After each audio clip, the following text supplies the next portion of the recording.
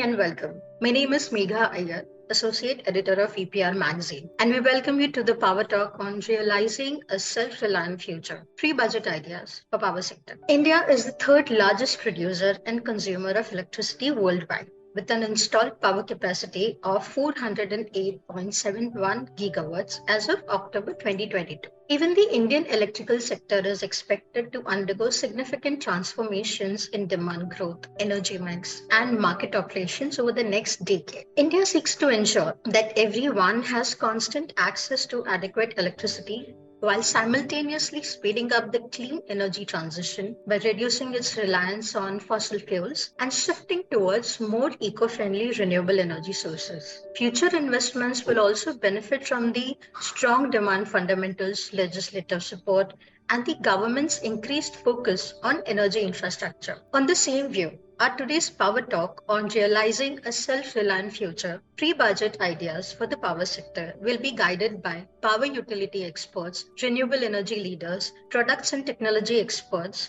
will explore the need to adopt green and clean generation and distribution. They'll also share their recommendations to ease the clean energy transition and achieve the energy independence in the coming future. Ladies and gentlemen, it's an honor and privilege for me to introduce you to our today's distinguished speakers, Mr. Raghavendra Mirji, Senior Vice President and Business Head for Godrej Electricals and Electronics at Godrej & Boyce, Mr. Anil Kale, Head Strategy and Regulatory at PXIL, Mr. Vikram Gandotra, Member of EMAS, a National Executive Council, Chair of the World Utility Summit, and the past Chair of Smart Grid Division, and Mr. Shirish S. Garu, the Director for Renewable Energy Technologies at the Energy Resource Institute, Delhi.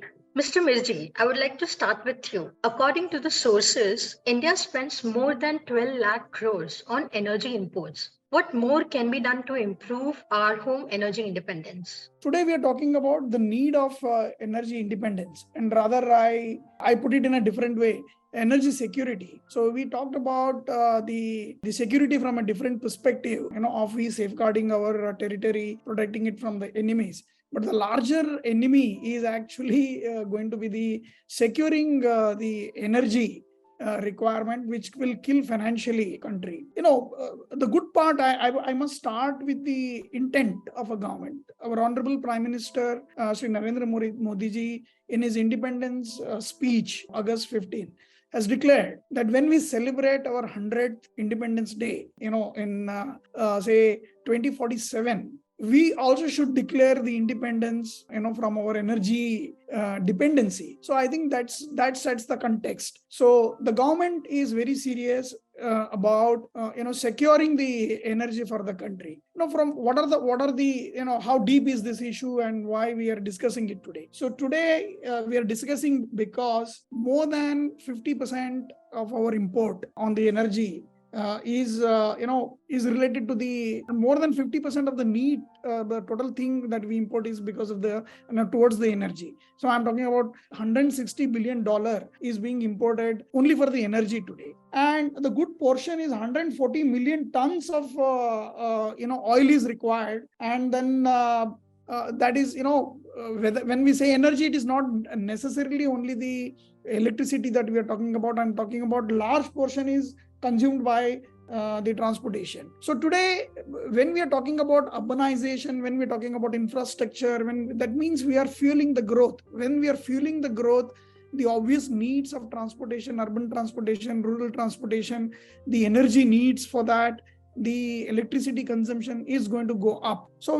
how are we really managing today? So today, when more than 50-60% of our generation of electricity generation is fossil fuel dependent, when most of the transportation fuel is dependent on oil, and we are talking about a huge import bill that is going to be played across. So the recent report talked about the current account deficit, which has touched 4.4%. The last time when we see this is escalating way back in 2013, and then we are getting into a very deeper economic situation, and the countries which whom we depend on might get into geopolitical issues. We are already witnessing Russia, Ukraine. We do not have a very healthy relationship with other oil making countries. So all this will play out totally in a different way when it comes to then securing energy needs for the country. So then what do we need to do? So yes, enough has been done. You asked that question. So to me, what it comes to my mind, so this needs to be addressed in 4 different areas. What are the technological evolution or technological innovation that we need to really do? That's one bucket. What are the policy framework that we really need to put across to support this kind of innovation or the initiatives? And what are the investment plans that government has to do, and what are the private participation actually also can contribute? So I just want to put it in these 4 buckets. So technology, yes, we already talked about solar. We are wind has been in India for last so many years. In the last 4 or 5 years, we are doing a big. But the new kid in the street is actually the green hydrogen. And then we all have seen theoretically how powerful this can be. It is solar powered when we do the electrolyzer, and then it takes the energy from the solar, hence it is completely green, and then the green hydrogen can really address the larger portion of the energy needs in a big way. The subsection of that is also a fuel cell. I'm very, very happy to see the recently Indian Railways have declared that more than 100 trains they will run using the hydrogen cells or the hydrogen as fuel. So in the recent article that I have seen, that's going to come up in a year or two. The private companies have started putting hydrogen fuel for the vehicles, whether it is trucks or maybe even in the cars. So that's how the technology is going to play. Now, what is important in the technology? Important is the technology, how we nurture, how we support. Is it the case, again, we remove the dependency from one and then we end up having a dependency on other? Now, if we keep depending on the technology from, again, a foreign country, and then the dependency again will fall out. So the need is how we can really develop this technology in-house so that we are not dependent on executing these steps or maybe innovation at a later stage. Second innovation, or rather the technological need that I talked about in the earlier also, is on hybrid mode of operating solar, wind and battery system. So that also will be very, very efficient in addressing the energy needs. And the third is modernization of the grid. Unless until the connectivity improves, the communication improves, so nothing can really be done on these technologies and these things to be done. On the policy, yes, the reforms are the need of the hour. We need to really do something. We need to remove the entry barriers for such technological development. When people can come and invest, our premium institutes like IITs, we need to really fund. The policy has to be friendly, removing the entry barrier so that this technology can really play out. And second thing is land acquisition should be made very easier. When we are talking about then this technology has to be implemented, then we need to have manufacturing units for green hydrogen production. We need to have PV manufacturing in a big way. We need to have solar in a big way. The land requirement is also very essential. And the policy frame also should address an easy way of acquiring the land so that this can be done very easily. So on the other side, roughly 300 the $1 billion is what is required if we as an investment, if we have to really achieve 500 gigawatt of renewables by 2030. So that's a huge development. Then we cannot really depend only on the government to initiate everything. So the public-private partnership is also needs to be encouraged. And then part of the policy reforms, this also needs to be encouraged. The fourth part is the awareness in terms of, the ESG has already picked up. The corporates are already talking about sustainability. I think the schools have started teaching kids, how we should go green and how we should really avoid the fossil fuels and the related energy consumption. So once each and every citizen of this country, the awareness has increased. So what needs to be done for this? Probably things will play out much better. And with these set of initiatives, we can really sure shot. I'm very confident that we will achieve the energy independence one day, maybe even before the 2047, what Mr. Modi had mentioned. So that's the short answer I felt. Thank you, Mr. Mirji. Of course, our efforts to increase the generation and distribution capacities locally, along with the grid modernization, are furthering us towards energy independence. Mr. Yes. Vikram, what are your suggestions for reducing the import expenditure and adding value to the domestic energy market? If we look at the numbers about the Indian electrical electronic industry, we are currently in the range of products which are manufactured in India are about 30 billion US dollars. We are doing services like the EPC and other services, which adds up to totally about 50 billion US dollars. We are one of the largest already in the world as a manufacturing center after China. We do have plans to grow. We are also a large exporter. We export from India about 10 billion US dollar worth of equipment. And we at the same time we do import as well. We import about 11 billion US dollars worth of electrical equipment. But this is of course just the beginning. Our per capita consumption in India is a fraction of the global average, which means that this will only go in one direction. As it grows, our networks will need a huge amount of investments, which means that our manufacturing capabilities in India also will need to keep up with this growth. Now, what needs to be done is to make this sector attractive.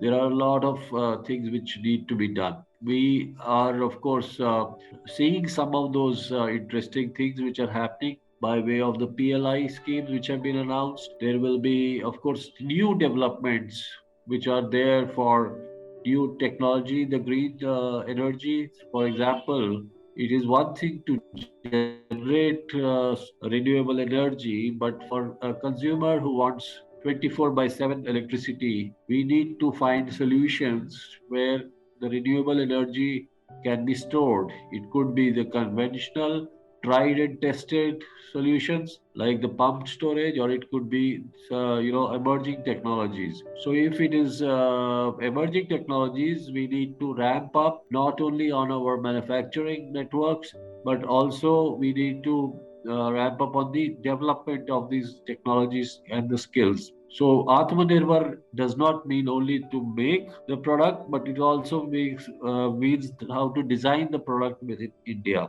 And that is where, with a huge bank of our engineering and technical skills, we need to bring them to the level that they can be commercialized very, very fast. And this will need a whole lot of investments. Our outlook has to change towards R&D. Amongst the global numbers, we are one of the lowest who will invest in the R&D for our development. And this has to change. This must change so that we are at the cutting edge of the technology. We are cutting edge of the design of the product, of the manufacturing process, and also to deliver. Another area which we need to improve is our quality. Once we are going into products which will are expected to function in 20-25 years without a failure, we need to have proper standards, proper equipment, and this can come only if we are following the most stringent standards for manufacturing and design of the products. So these are some of the things which we need to take care, and we will definitely do that once all the building blocks are in the right place. Now, another, of course, area which has come up as a big concern over the last couple of years has been the supply chains. The world has shown that we cannot take anything for granted. Anything which was taken for granted over the maybe 3 years ago has totally been changed by what has happened in the world due to not only the pandemic but also the geopolitical war and climate change. So everything has change the basic assumptions that were made on which the whole global economy was running over so many years. And this is something which is a wake up call for all of us, that yes, we need to be prepared for whatever is the new normal situation. Yeah, so that in short is my opening remarks. I'll be happy to continue this dialogue. Yeah, thank you. Thank you, Mr. Vikram. Of course, we need to focus on increasing our engineering skills and investments to reduce the imports, along with the policies, as it would boost the more of producing more localized products. Mr. Anil, coming to you, how are these import trends impacting the power tariff pattern in the trading business? As you are aware, any power that is purchased by a DISCOM is for supply to its consumers. Now, the consumers could be a mix of different types of consumers, whether it's an industrial consumer, commercial consumer, residential, and agriculture. There are various pulls and pressures of supplying power to the consumer regarding the quality of supply, the affordability of supply, and serviceability of supply. When it comes to affordability of supply, it's basically the per unit cost which every consumer compares with whatever is the cost that any other similar type of consumer bears on. The quality of power is more to do regarding the availability of power for the duration for which he intends to use that. So when we say duration, if it is something like a hospital and a super specialty hospital, for them, power requirement would be 24 hours, full capacity, without any fluctuations in the frequency of different devices that operate within their premises. That could be one of the ways which a hospital will look into. If it goes into commercial malls, if you look into commercial buildings, they look at availability of power without any disruptions. Now, and also quality of power, because many industrial establishments, commercial establishments have different equipments where quality of power in terms of frequency of power that is being supplied to such equipments plays a very vital role in the services that they provide. And hence, when it comes to such commercial premises or even the industrial premises, it could be for that maybe 8-hour shift or 12-hour shift. And if it is a continuous industry like a refinery or a fertilizer plant, where the continuous requirement of power could be for days together. And when we say days, it is all 24 hours at a stretch. There could be batches which could run for 7 days, 14 days, 24 days, depending on whatever is the production cycle or the output cycle that they have. So every consumer over here is actually looking at availability of power, quality of power, and also the cost at which this power is being received. Now, this power, whatever is being received by the distribution companies, because I would like to restrict my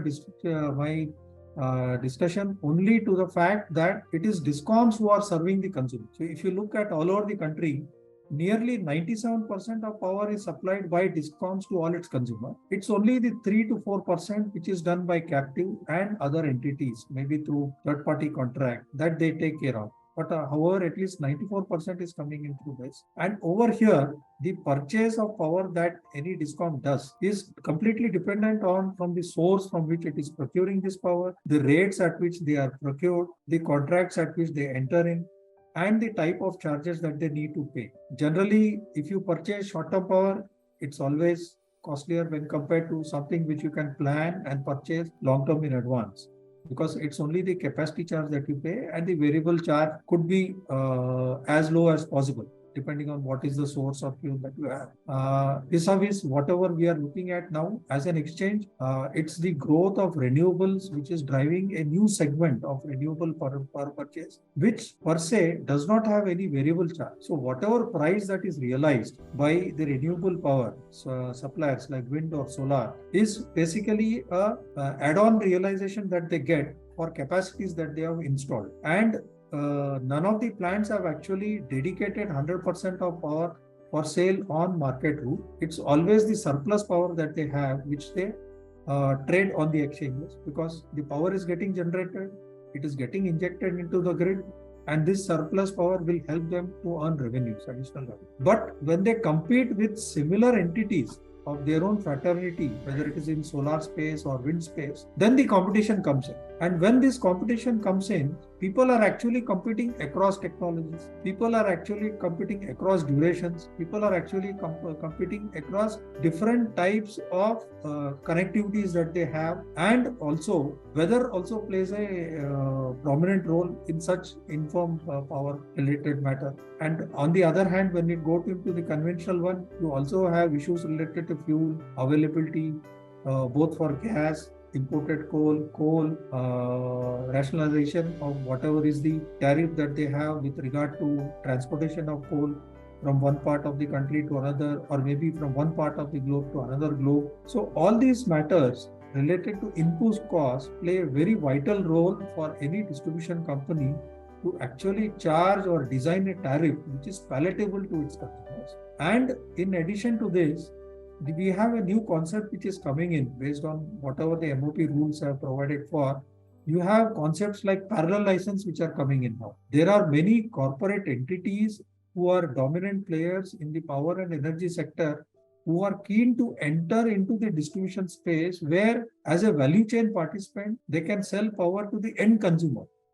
And over here, we are now looking at parallel licenses also coming in. So maybe it's a new technology which will help them to smartly enroll consumers, smartly sell power. But for them also, the challenge will always remain the tariff at which they will supply.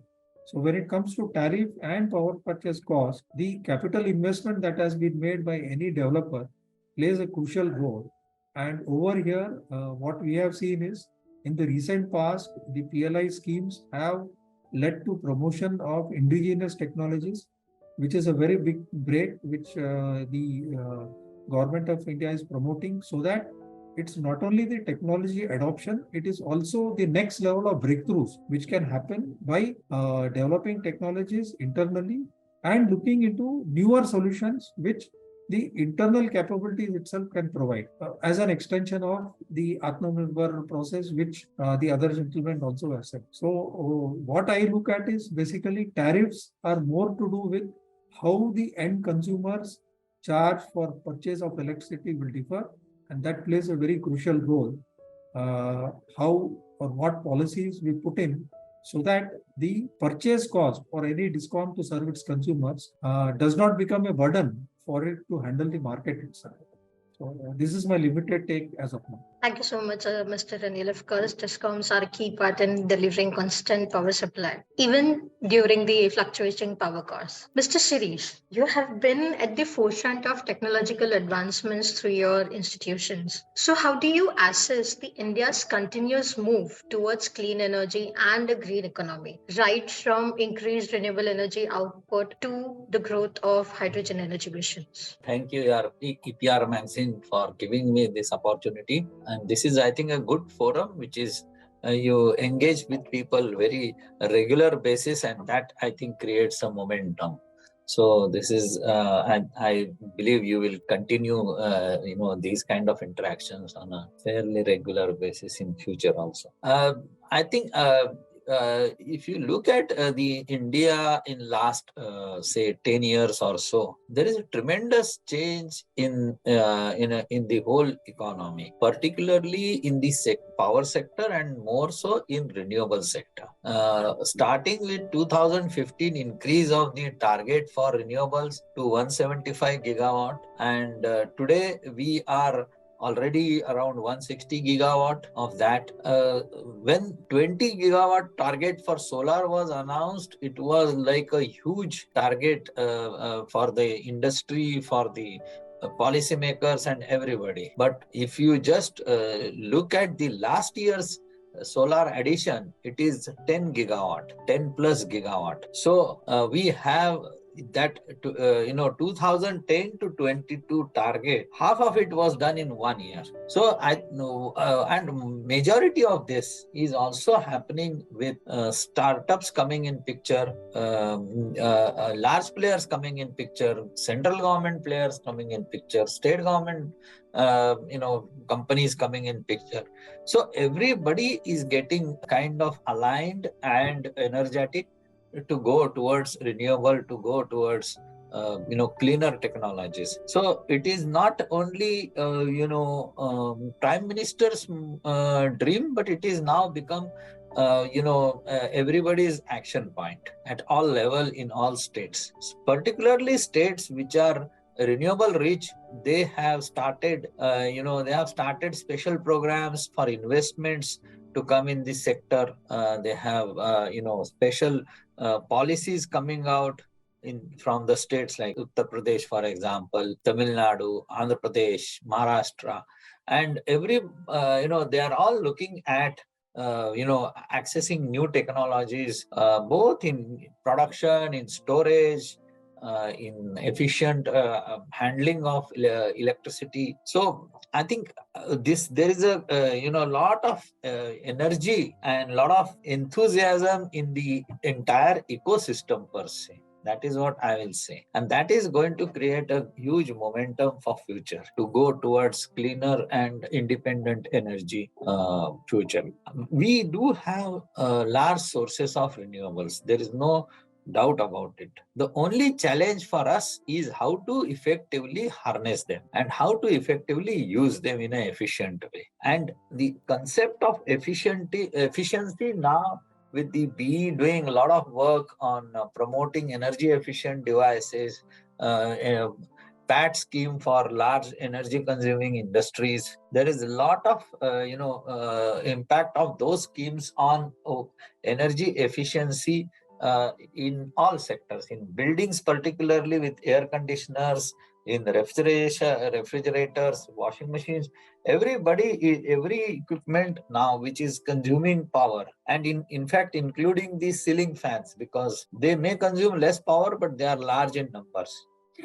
So now we have, instead of 80-watt fan, we have 20-30-watt fan, and that too more effectively controlled. So on one side, we are trying to reduce our energy consumption in as many ways as possible. So although we compare Human Development Index versus energy, where one is looking at developed countries which have very high energy consumption, about 5 to 6 times of India. But on the other side, now we have to look at it more practically, that do we really need so much energy consumption?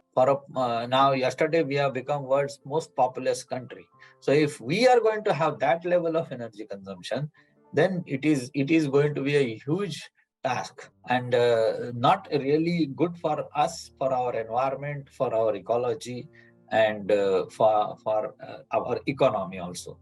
So keeping energy consumption per capita moderate or low, I will say, but making sure that good quality energy is available for everybody and 24/7, that should be the aim. And that is what government is also looking at. And luckily for us, our energy consumption on heating the houses and all is very low. Mainly in north part, some places we have that.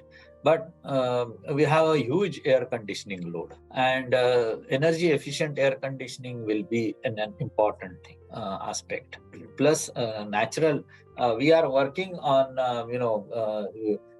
energy efficient or resource efficient habitat in our Griha scheme. So the per capita or per square foot of building, the air conditioning load is also reduced, and thereby we have another way of saving energy. Now, on one side we have saved the energy, on other side we have converted generation to clean fossil fuels. In between we have heavy transmission distribution losses, and that is mainly a problem of DISCOMs. Somewhere there is old infrastructure, somewhere there are operational inefficiencies, somewhere there are collection efficiencies also, bill collection inefficiencies. So on those aspects also we have to work on. And as far as the technologies are concerned, now somebody earlier mentioned about PLI scheme. Now PLI scheme for solar is already there. where one is looking at improved efficient technologies for solar PV manufacturing. In last 10 years, I think PV cell manufacturing efficiency at ground level in the field has at least doubled. So that means we have more efficient solar modules giving at lower cost. So thereby cost of solar has gone down substantially, and it is likely to go down further, provided we have good breakthroughs in Indian manufacturing ecosystem for good quality solar technologies. And all major players are involved, so they are looking at more, because more efficiency means more profitability for the company also. Same module will give you better out. So I think that is creating. Then there are new technologies for hydrogen and battery storage. For hydrogen production also, we are working with a Swiss company which is trying to bring in solar thermal based hydrogen generation technology, where electrolyzer will not be there.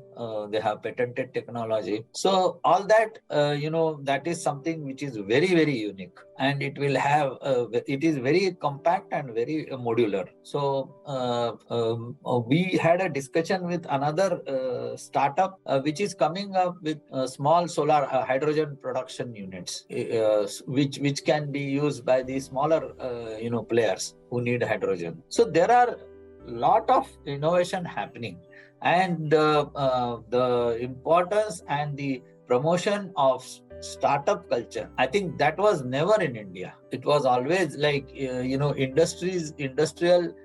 Whoever wants to start have to struggle a lot with the regulations, with the permits, and so many things. But now the startup culture is increasing, and it is promoting new technologies.